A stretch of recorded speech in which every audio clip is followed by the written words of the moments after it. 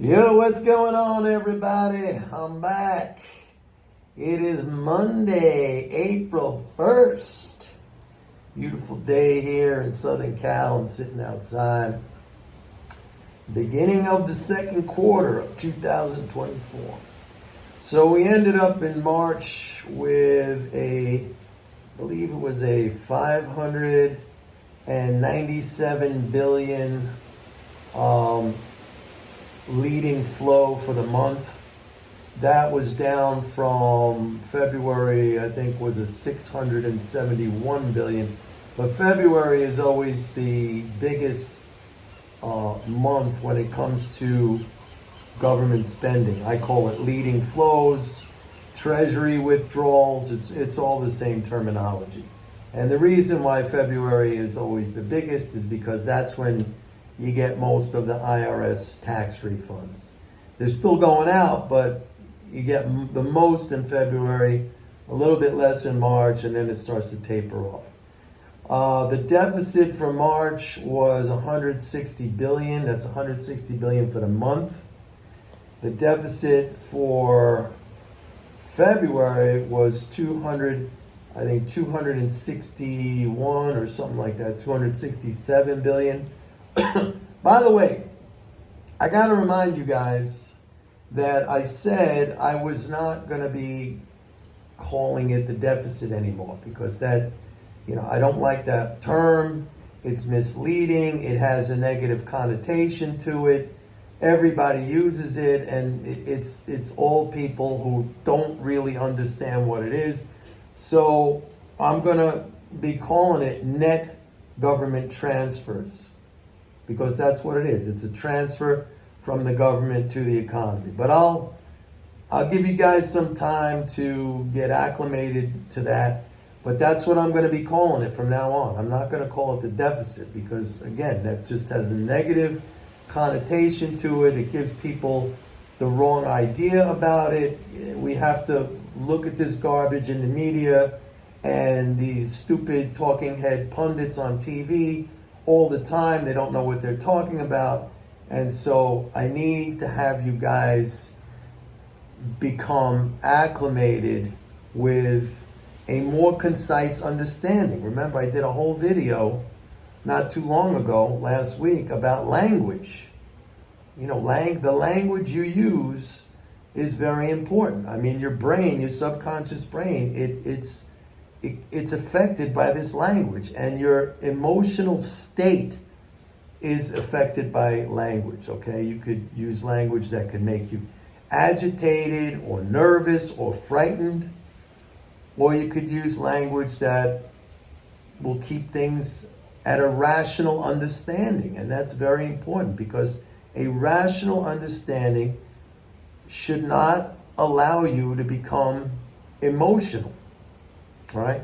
By far, I think the biggest problem that I see among people who I deal with, and that's sometimes subscribers or people who look into my work or just people in general, I think by far the number one issue that I see is this penchant for short-termism.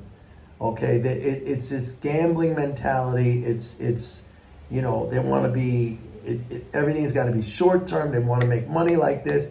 Look, I just saw Warren Buffett is the sixth richest guy in the world, 138 billion. Okay, and I've said this so many times. Here's a guy, never created a company, never, came up with some new invention or anything like that. No new technology. Most of his investing career was in very plain vanilla stocks, Coca-Cola, things like this, insurance companies, some banks. I mean, he never bought into like Amazon or Google or Apple. Maybe later on when they already became big names and they had a long track record of profitability and they were very established in their industry, but basically in plain vanilla stocks. And by the way, the closest hedge fund guy to Warren Buffett, okay, because if we're going to talk about massive wealth that was created in the area of finance. Okay, let's call it that. The closest guy to Warren Buffett, if you take away Mike Bloomberg, because Mike Bloomberg has like 98 billion, I think. And to me, I almost find it hard to believe. Like, people are still using those Bloomberg terminals.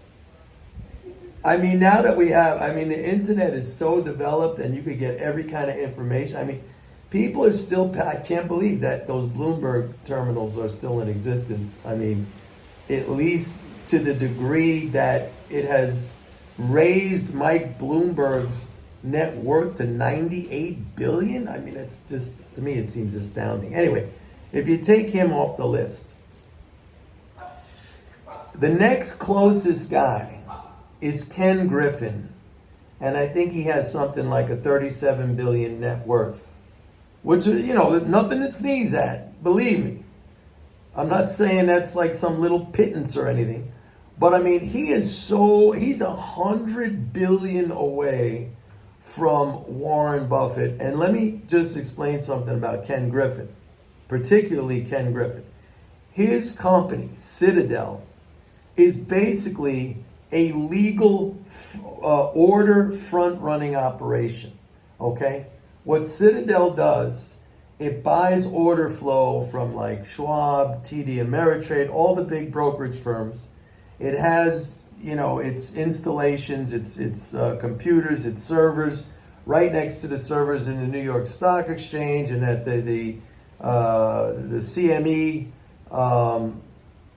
technology center out there in Illinois. And basically, it just sees the orders coming down the pipe, everything in nanoseconds. It sees the orders.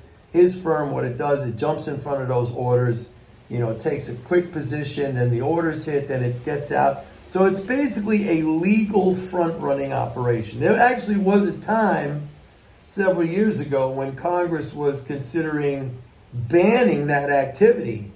But as you might suspect, a lot of lobbying money from these very firms went in to get that thing scuttled, canceled. So Ken Griffin, who's 100 billion away, lower than Warren Buffett, who has been investing in like Coca-Cola, insurance companies, banks, things we all know, very common.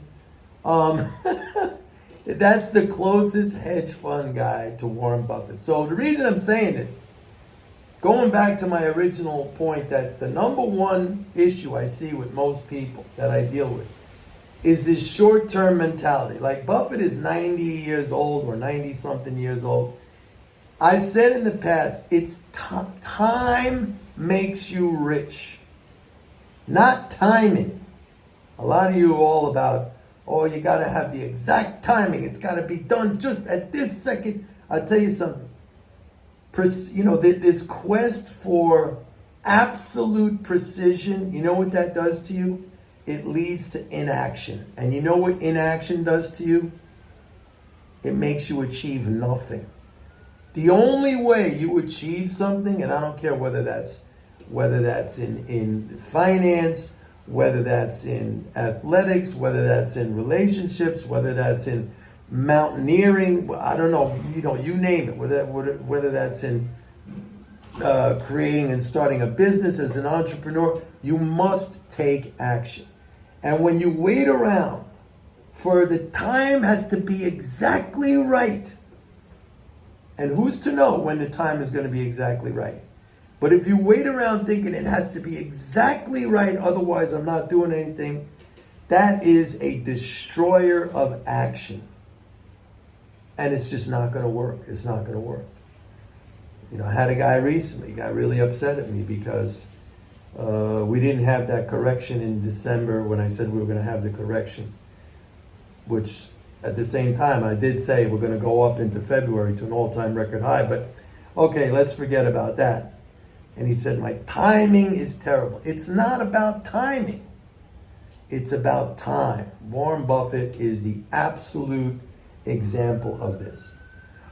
So going back to what I was saying is that this is, I find this to be the number one issue with most people, is that it's this short-term mentality.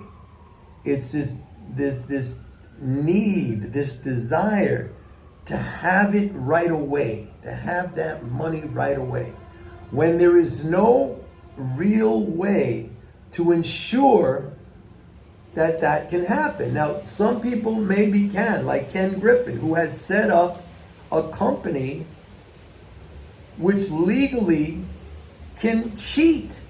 Okay? Let's call it what it is. When his company is front running your orders, okay, this is why I don't get upset about it, because that's the game. When you know how the game is played, when you know what they're doing, I could still beat them. Warren Buffett blew him away. And believe me, he's not sitting there looking at a screen like, waiting for a line to cross or a moving average to cross and having 50,000 different indicators up there, for the exact moment that he has to buy Coca-Cola. That it just doesn't happen. You go with value and you go with time. And then when you add in that macro understanding, the MMT, the things that I bring to you, and this mental game aspect, the stuff I talk to you about, it's a fantastic, not just fantastic, it's a healthy, rational approach. It'll keep you stable. It'll keep you, I don't want to say unemotional, but you'll be able to keep your emotions under control. You'll have perspective. So important to have perspective. Things like language that I just mentioned, okay? Instead of beating yourself up and saying, I got killed in the market today, I got crushed, I got murdered. Think of these words. People use these words. Believe me, for those of you who haven't heard my stories, I spent many years on 4 different exchanges on the trading floor in the pits. And we used to talk like that all the time. That's not good talk. It's not good talk, okay? But it's like, you gotta let go of this. I gave that little anecdote from the book, Reminiscences of a Stock Operator. I talked about it in my last video, where Jesse Livermore, he talked about guys he used to meet, other traders, like on the stock exchange, who would say, like, I'm going to make the market buy my wife a mink coat today.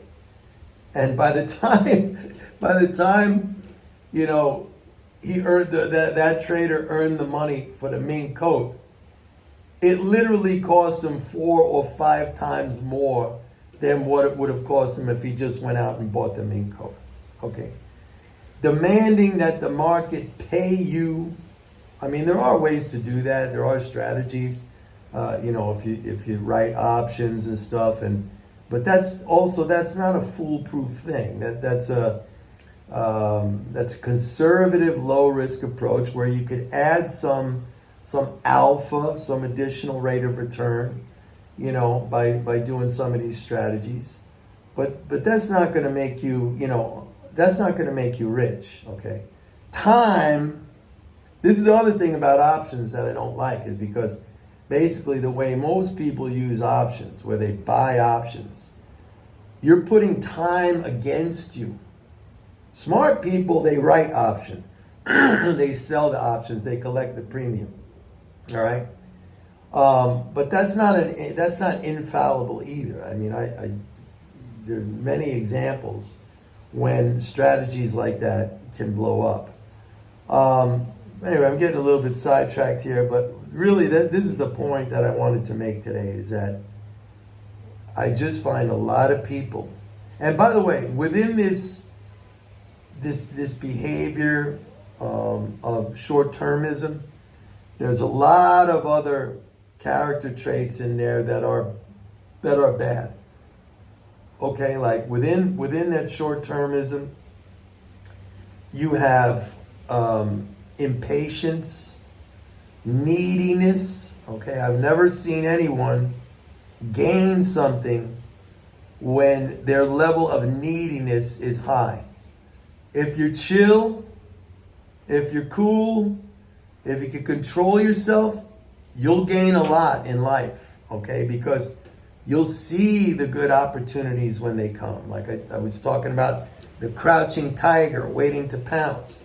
But when you're needy, when you need it right away, and when you're begging for it, I mean, the universe just doesn't give it to you like that. It doesn't give it to you like that, all right? That, again, is that gambling mentality. And then what happens with this kind of thinking, this short-termism, is you get into these negative loops, man. You could be making it for a while. Think about a gambler at the craps table or something like that. Hey, 7, he's winning. Then, you start to lose, right? All this is probability then. You start to lose, and then that hits your confidence. And when your confidence is hit, next time you do it with a lower level of confidence. And when you start operating under a condition where your confidence is coming down, but at the same time you feel needy, like it's not only the driving force is not only that you have to make money, you got to make back now what you lost, and that's all in your mind, and the pressure builds up, the pressure builds up, the pressure builds up. It's such a negative behavior. And I've said this in the past, and I think some people don't believe it when I say this. This is a simple game. And as a matter of fact, it's an easy game. But we make it hard on ourselves. And one very clear example is just what I said. Like, you don't have patience.